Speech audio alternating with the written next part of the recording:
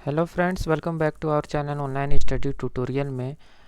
Friends, Nagpuri लोक कथा के सीरीज़ में हम लोग आज करने वाले हैं वनाहरनी का बेटा।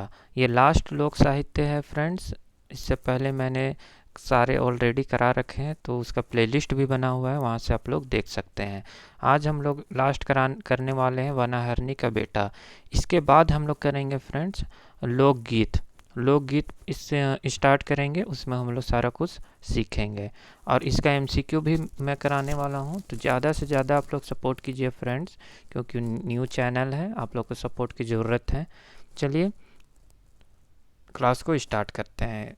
स्टोरी को अच्छे से समझिएगा फ्रेंड्स, क्योंकि स्टोरी से ही क्वेश्चन आएगा, इसके बीच से ही क्वेश्चन आएगा। तो स्टोरी अगर समझे हुए रहेंगे तो आप ऑप्शन रहेगा एमसीक्यू में, आप तुरंत आंसर कर सकते हैं।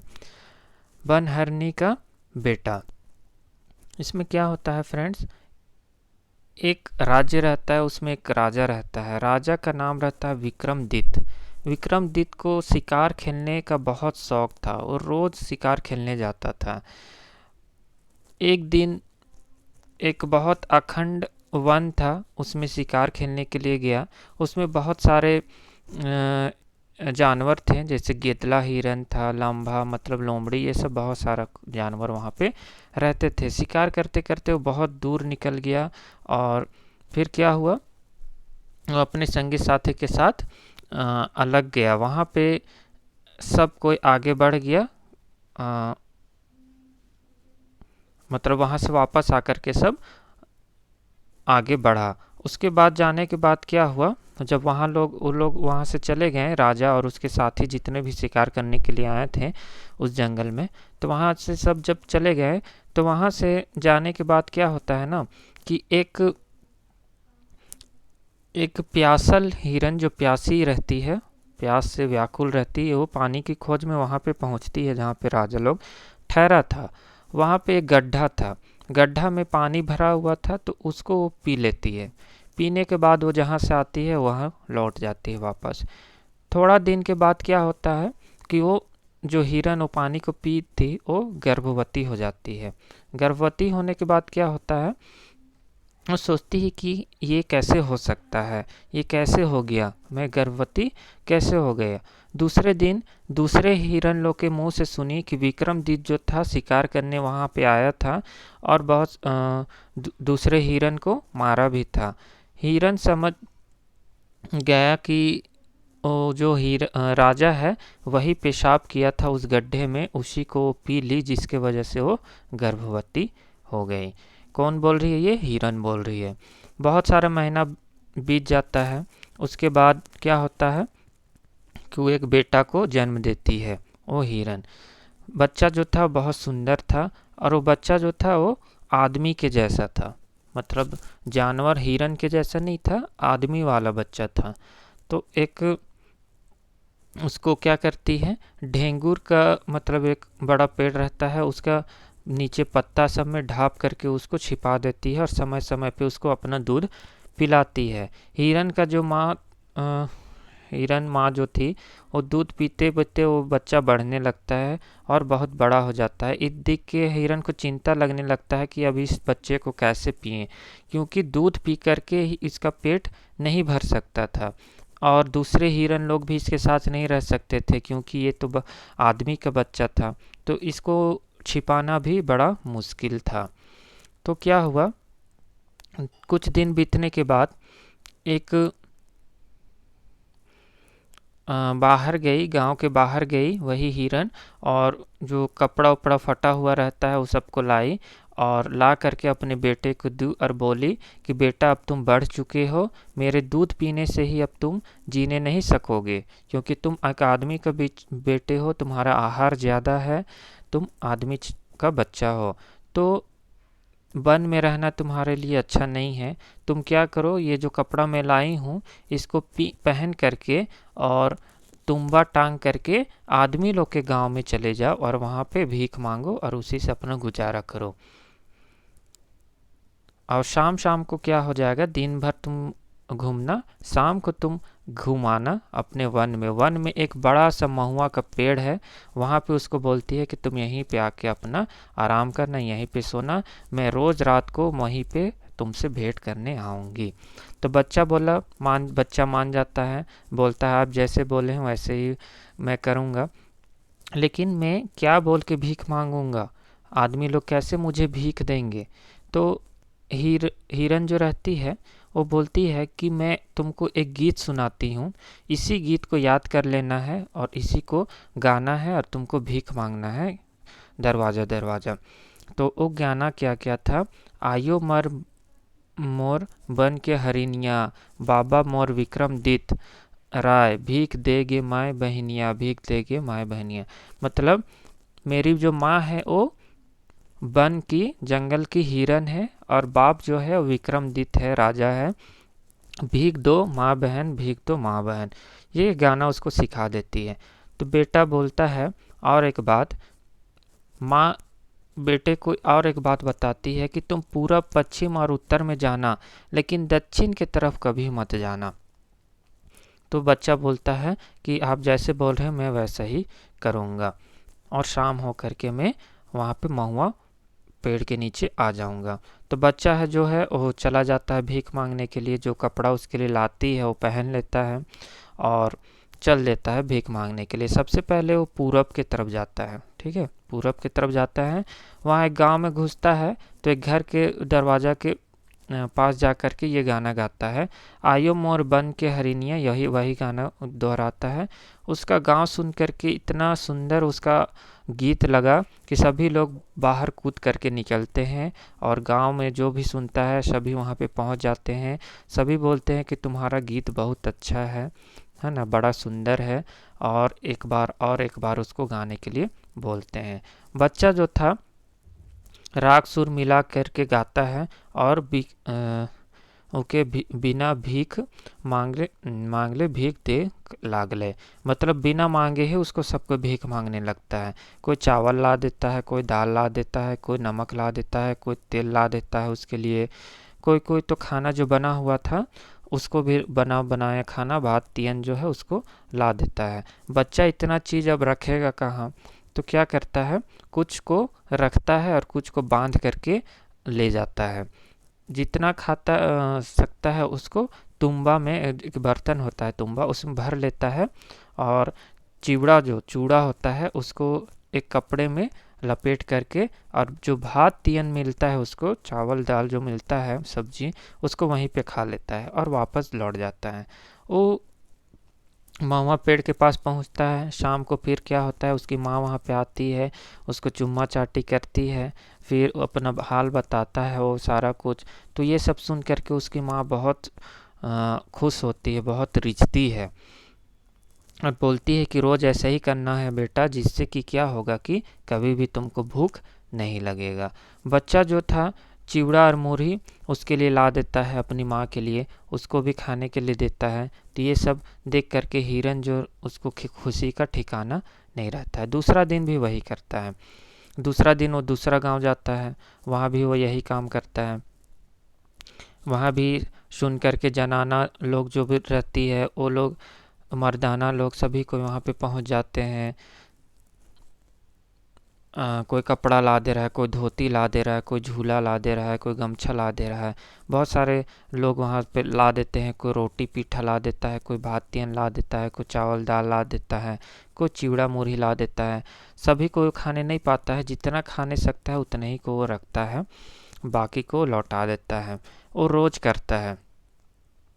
शाम को वापस आ जाता है, अपने माँ के पास चला जाता है। ऐसे करते करते वो पूरब भी घूम लेता है, उत्तर भी घूम लेता है, पश्चिम भी, सब तरफ वो जितने भी गांव रहते हैं उत्तर पूरब पश्चिम में सभी को घूम लेता है। अब छुआ जो है वो सोचने लगता है कि अब सारे तरफ तो मैं घूम चुका हूँ, अब किधर जाऊँ। दक्षिण की तरफ तो माँ ने जाने से मना किया है, लेकिन मैंने तो किसी का कुछ नहीं बिगाड़ा है, किसी का हानि नहीं किया हूँ, तो मुझे इतना प्यार मिलता है सभी से, तो कौन मेरा क्या बिगाड़ेगा। मैं तो एक भिखमंगा बच्चा हूँ, तो कोई मुझे मार भी देगा तो क्या मिलेगा उसको मुझे मार करके, तो एक बार उधर जा करके देखना चाहिए। तो ऐसा सोच करके क्या होता है, वो दक्षिण की तरफ चल जाता है और एक गांव में पहुंचता है। एक गांव में पहुंच करके वो यही गाना गाता है, ये सब सुन करके जितने भी उस गांव के पुरुष स्त्री महिला जितने भी थे बच्चे लोग सभी वहाँ पे पहुँच जाते हैं और अचंभा से आश्चर्यचकित होकर के उसको देखते हैं और बोलते हैं कि और एक बार सुनाने और एक बार सुनाने। सब उस बच्चे को गाने को सुनने लगते हैं और सभी ध्यान से सुनते हैं क्योंकि उस गाने में विक्रमादित्य का भी नाम आ रहा था। सभी को विक्रमादित्य का नाम सुन करके अचंभित हो जाते हैं और कहते हैं कि विक्रमादित्य जो था वहीं का राजा था और उसी के नगर के बगल में एक महल है, वहीं राज करता था, वहीं मतलब उसका महल भी था। तो उसमें से कोई कोई बोला कि राजा को इस बच्चा के बारे में बताना चाहिए क्योंकि वो बच्चा क्या था, उसका नाम लेकर के गाना गा रहा था और बोल रहा था कि वो उसका बाप है। तो वो लोग सोचे कि इससे राजा को भेंट करना चाहिए। तो राजा को जा कर के वो सारा कुछ बता देता है। बोलता है कि राजा में एक छोटा बच्चा भीख मांगने आया है, वो बहुत सुंदर है। सुन करके वो इसको बताने आता है कि आप भी एक बार सुनिए। तो राजा भी बोलता है कि उसको यहाँ बुलाओ, हम भी यहाँ पे उसको भरपूर भीख मिलेगा यहाँ पे उसे। तो आदमी लोग क्या होता है, बच्चा को बुलाने के लिए चला जाता है। तो बच्चा भी क्या होता है, वहाँ जाने के लिए तैयार हो जाता है। फिर वो महल में आता है तो देखता है कि राजा रानी और राजकुमार राजकुमारी सभी को जमा होते हैं उसके गाना सुनने के लिए। बच्चा जो है अच्छा गमछा उमछा ओढ़ के पूरा पहन के अच्छे से आता है और सुर मिला करके फिर से वही गाना गाता है। सब चुप हो जाता है। रानी लोग जो है रोने लगती है ना, उसका आंसू पोंछने लगती है और सबको बोलती है कि और एक बार गाने के लिए। छोड़ा जो बच्चा था वो 3 बार गाता है और सब कुछ सुन के बहुत खुश होता है और बहुत रकम रकम का चीज़ मतलब अलग अलग तरह के खाने पीने पहनने के लिए उसको ला देते हैं। गीत का अर्थ सोच के अचरज में पड़ जाता है, मगर जो बच्चा रहता है वो राजा के सामने पूछ करने से मतलब आश्चर्य हो जाता है उसका गाना सुन करके, उसका नाम सुन करके राजा का उसके गाना में। लेकिन कोई राजा लड़का से कुछ पूछता नहीं है राजा के सामने, है ना।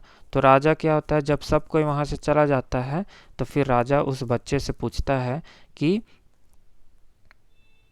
कहाँ का है, तुम्हारा माँ कौन है, तुम्हारा बाप कौन है, तुम कहाँ रहते हो, क्या करते हो, ये सब राजा उससे पूछने लगता है।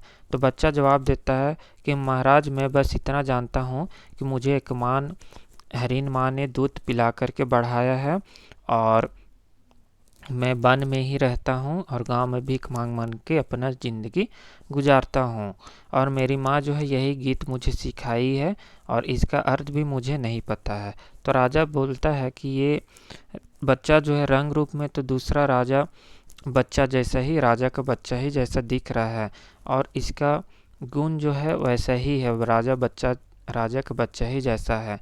तो किसी का भी बेटा हो मैं इसको पोस करके बढ़ाऊंगा और देखूंगा कि ये कैसा आदमी बनता है आगे चल के।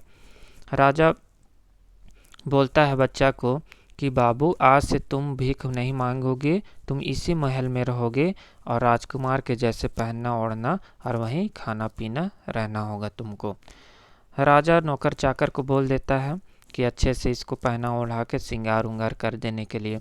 अब राजा जो है सुख से वहाँ पे रहने लगता है और खाने खेलने लगता है। लेकिन जो दूसरी रानी लोग थी वो उससे जलन होने लगता है उस बच्चे से, क्योंकि वो लोग बोलती है कि दूसरे राज के बच्चा मतलब कौन सा बच्चा है, क्या है, हम लोग के बच्चे से मिला दिया है और हम लोग के बच्चे के जैसे उसको प्यार करते हैं, राजा खिलाते हैं पहनाते हैं। पता नहीं, हो सकता है आगे चल के राजगद्दी में भी उसी बच्चे को बैठा देंगे राजा।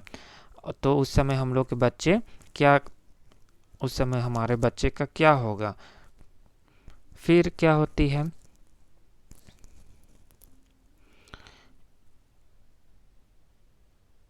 वो लोग सोचने लगते हैं कि क्यों ना इसे कुछ दोष लगा करके, इल्ज़ाम लगा करके इसको मरवा देना चाहिए। उस दिन से क्या होती है, उसमें दोष खोजने लगती है उस बच्चे में कि कुछ गलती करे जिसके वजह से इसको मरवा दिया जाए। लेकिन वो बच्चा, कोई ऐसा दोस्त था ही नहीं उस बच्चा में। वो एक दिन क्या हुआ, सभी बच्चे लोग राजा बच्चा लोग जो था, वो लोग गुलेल से खेल रहा था। उस समय रानी लोग पोखर में नहा के आ रही थी। तो उधर हिरन का बेटा का गुलेल चलाने का बारी आया। तो गुलेल चलाता है तो रानी, बड़की रानी जो थी, वो झूठ मूठ का क्या होती है, चिल्लाने लगती है और बोलती है कि ये मुझे मार दिया, मुझे मार दिया, मेरा जो कमर है वो टूट गया है और इसी गुलेल से इसने मुझे मारा है। अब बहुत चिल्लाने लगती है, रोने लगती है, अब मैं नहीं बच पाऊंगी। फिर उसको किसी तरह उठा करके महल में लाया जाता है। वहाँ भी वो पूरा खटिया में बैठाया जाता है, सुलाया जाता है उसको। फिर उस पर उलट पुलट हो करके वो बहुत चिल्लाती है कि मैं अब नहीं बचूंगी, अब नहीं बचूंगी, वो छोड़ा जो है मेरा प्राण लेके छोड़ेगा हम मेरा। राजा आता है, राजा भी उससे पूछता है कि क्या हुआ रानी। तो रानी पूरा रो करके चिल्ला करके पूरा बताती है उसको कि वही लड़का जो ऐसा ऐसा किया है वो मुझे मारना चाहता है। राजा बोलता है, जो वो तब रानी बताती है कि वो जो लड़का है वही कहाँ से उठा के ले आए हैं आप, उसे खिलाएं पिलाएं बढ़ाएं, और वही मुझे क्या हुआ, कमर में ऐसे मारा कि मेरा कमर टूट गया। अब देखो मैं जीने नहीं सकूंगी। तो राजा बोलता है, मैं वैद्य को बुला करके आता हूँ। लेकिन वो तो नाटक कर रही थी, बोलती है कि मेरा वैद्य को आप क्या दिखाइएगा, मेरा टूटा हुआ कमर दिखाइएगा, आपका कोई शर्म है कि नहीं है। राजा बोलता है, तो राव रहे कर बुध सही, बोलो अब कैसे ठीक होगा, आप जो बोलोगे मैं वही करूँगी। तो रानी बोलती है कि जो मेरा कमर तोड़ा है उसको काट करके लाइए और उसका खून को मेरे कमर में, मतलब खून को मालिश कर देने से, लगा देने से मैं ठीक हो जाऊंगी। राजा सुन करके सन्न हो जाता है, वो सोच में पड़ जाता है। फिर वो, लेकिन वो तो वचन दिया हुआ रहता है। वो बोलता है कि अच्छा ठीक है, मैं मारने का बात तो नहीं कहूँगा, लेकिन मैं उस लड़के का खून जरूर लाऊंगा। राजा जाते जाते सोचने लगता है कि इसमें कोई भेद होगा, कोई बात होगा। इसलिए क्या होता है कि वो छोड़ा को, और जो बच्चा था उसको छुपा देता हूँ और एक कुत्ता का खून काट करके उसको मैं लगा देता हूँ। तो उससे रानी क्या जानेगी कि ये किसका खून है। तो जा करके सिपाही लोग को बोलता है कि हरिन का जो बच्चा है उसको जेल में डाल देने के लिए, और दूसरे सिपाही को बोलता है कि ये कुत्ता काट करके उसका खून लाने के लिए। सिपाही तुरंत जाता है, खून लेकर के आता है। राजा वहां जा कर के जाता है और बोलता है कि मैं उसका खून ले आया हूँ और लो इसको लगा देने के लिए। फिर वो हाथ में ले करके खून उसको लगा देती है, जो उसके घर में रहती है वो लगा देती है, और तुरंत लगाने के बाद ही वो रानी जो है वो तुरंत उठ जाती, कूद उठती है, बोलती है कि मैं ठीक हो गई, और अपने कमर को छू छू करके बोलती है कि आप बिल्कुल ठीक हो गए, लड़का का खून लगा करके मैं पूरा ठीक हो गई। राजा चल जाता है वहाँ से, और दूसरी रानी लोग वहाँ पे आती है और बोलती है कि दीदी आप बहुत अच्छा उपाय किए, अब हम लोग का भी जान वापस आ गया है। पता नहीं कहाँ से फेंका हुआ भिखमंगा बच्चा को ला करके हम लोग के बच्चों के साथ में उसको पहना खिला रहे थे। ये सब देख करके हम लोग को बहुत पीड़ा हो रही थी। उधर हिरन का बेटा जो है बहुत दिन से नहीं आ रहा था उसके अपनी माँ से मिलने के लिए जंगल में, तो ये देख करके बहुत व्याकुल हो रही थी, उसको चैन नहीं था। और रात रात को पूरा पश्चिम सब तरफ गए लेकिन वो कहीं पर नहीं मिला।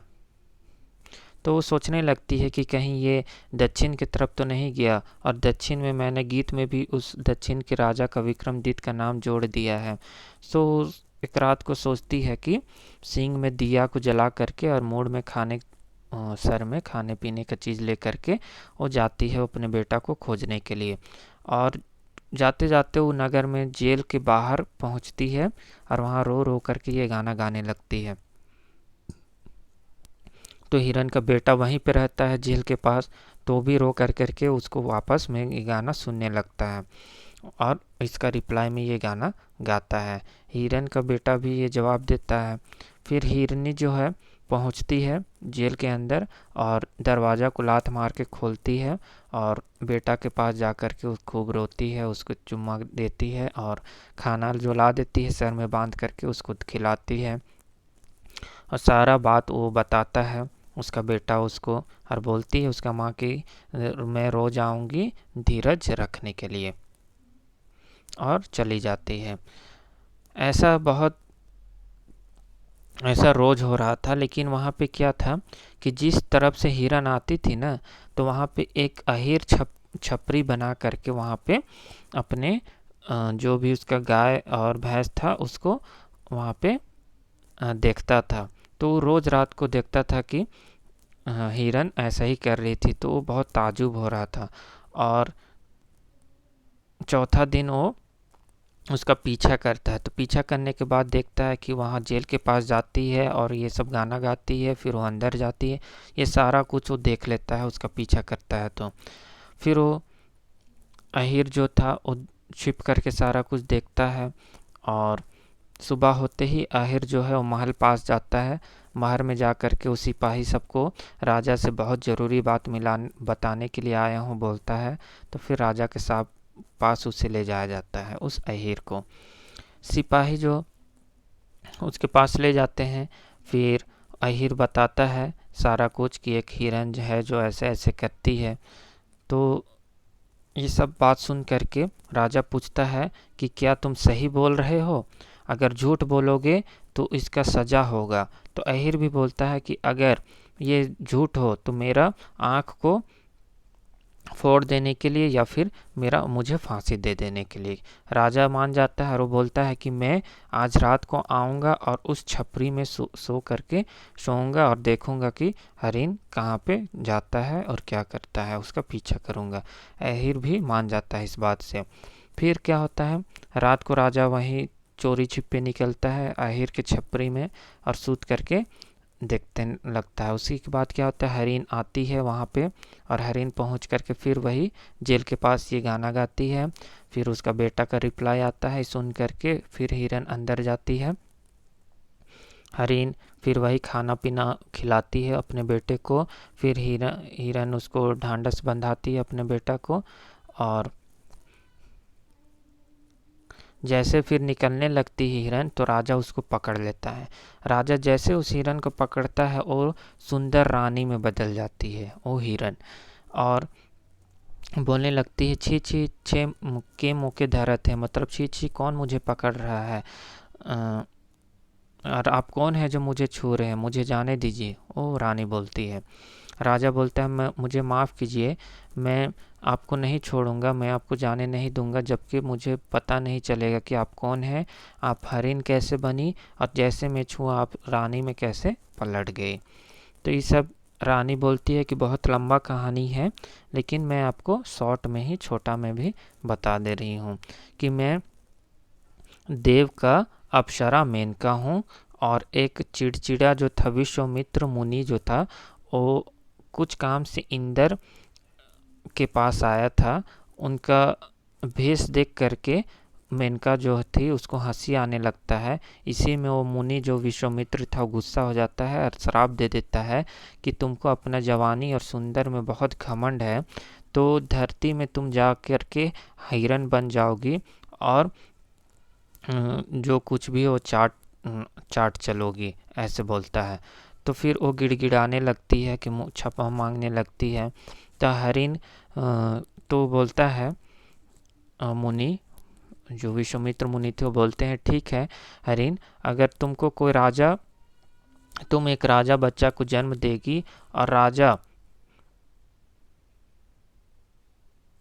तुमको पकड़ेगा, उस समय क्या हो जाएगा, तुमको कोई राजा जब पकड़ेगा, वो राजा जिसका तुम बच्चा को जन्म देगी, तो वो तुम असल रूप में वापस आ जाओगी। यही मेरा कहानी है, ये सब वो राजा को बता देती है।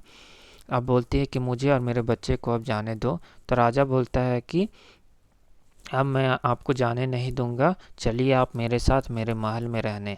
तो राजा बोलता है मेरा बच्चा को इतना कष्ट दिए, जिससे मुझे इतना भूल हुआ, मुझे इसके लिए माफ़ी चाहिए, आप मेरे महल में जाने के लिए चलिए बोलता है।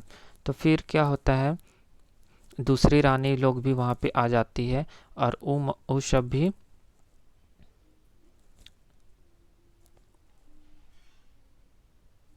नहीं, वो फिर रानी जो है वो बोलती है, वो हिरन जो रानी बन गई वो बोलती है कि वहाँ पे महल में तो बहुत दूसरी रानी सब भी है, क्या वो लोग मुझे माँ बेटा को सहने सकेगी, क्या वो मुझे बर्दाश्त करेगी, मेरे बेटे को बर्दाश्त करेगी। तो राजा बोलती है मैं इसका कोई उपाय करता हूँ जिससे दोनों को कोई कष्ट नहीं होगा। तो ठीक है बोलती है, जब तक आप उपाय नहीं करते हैं तब तक मैं यहीं पे रहूँगी, और जब मुझे उपाय कर लीजिएगा तब महल से यहाँ तक एक एक घुटना तक सिंदूर को का ढेर लगा देना है, और उसी को हम लोग को मान गान के साथ माइन मर्जाद से लेकर के यहाँ जाना होगा। तो राजा बोलता है ठीक है मैं वैसा ही करूँगा। फिर क्या है, हरिणी जो थी रानी, वो बेटा हार के साथ उसी जेल में रहने लगती है और सारा उपाय वहीं पे कर दिया जाता है जब तक वो उपाय नहीं कर लेता राजा। सुबह होते होते राजा बोलता है नौकर लोग को कि एक नया कुआं खोदने के लिए और दूसरा दिन कुआं खुद भी जाता है। राजा रानी लोग को बोलता है कि कल सुबह में नया जो कुआं है उसका चुमान करना है, सो तैयार हो जाने के लिए। रानी लोग बोलती है कि कुआं चुमान कैसे होता है। तो राजा बोलता है कि चुमान ये विधान है, इसमें क्या करना है, फुटल फुटल थारी मतलब टूटा फूटा प्लेट हो, और लहंगा ऊपर साड़ी मतलब लहंगा के ऊपर साड़ी पहनना है। उससे क्या होगा, फुटल थारी लेकर के उसमें फूल पत्ता और दिया से सजाना है, और फिर लहंगा के ऊपर साड़ी पहन करके कुआं के ऊपर जो है ना बना हुआ रहता है चबूतरा टाइप का, उसमें खड़ा हो जाना है। जब ब्राह्मण हुक्म देगा तब क्या करना है कि घुटने के बल बैठ करके उसको चुमान करना है। तीसरा दिन आता है, सभी को तैयारी हो जाता है, सभी नौकर चाकर सभी वहीं पे पहुंच जाते हैं। एक सेकेंड, सभी वहाँ पे पहुँच जाते हैं, ब्राह्मण भी पूजा वूजा करा लेता है। फिर रानी लोग को बोलता है कि चुमान करने के लिए, तो वही रानी लोग वहाँ पे पहुँचती है और घुटने के बल पूजा करके और कुआं को चुमान देने के लिए जाती है। जैसे चुमान देने के लिए वो लोग झुकती है, पीछे से जो लोग ठहराया गया था नौकर लोग को, वो लोग रानी लोग को कुआं में ढकेल लेता है और वो लोग क्या होती है, कुआं में गिर जाती है सारी रानी। तो राजा फिर हुक्म देता है कि जेल से महल तक पूरा रास्ता में एक एक घुटना तक क्या होगा, सिंदूर को पूरा फैला देना है। तो राजा जैसा बोला वैसा ही हुआ। राजा फिर गाजा बाजा के साथ जेल जाता है और गाजा बाजा के साथ हिरन और बेटा को अपने महल में ले जाता है और सुख से राजपाट चलाने लगता है। इसका जो राइटर है वो फादर पीटर शांति नौरंगी है। तो फ्रेंड्स, आप लोग को कैसा लगा, आप लोग थोड़ा सपोर्ट कीजिए, वीडियो को शेयर कीजिए और बेल आइकन को प्रेस कर लीजिए फ्रेंड्स, क्योंकि नोटिफिकेशन मैं वीडियो को जब भी डालूँगा तो आपको सबसे पहले मिलेगा। चलिए, थैंक यू।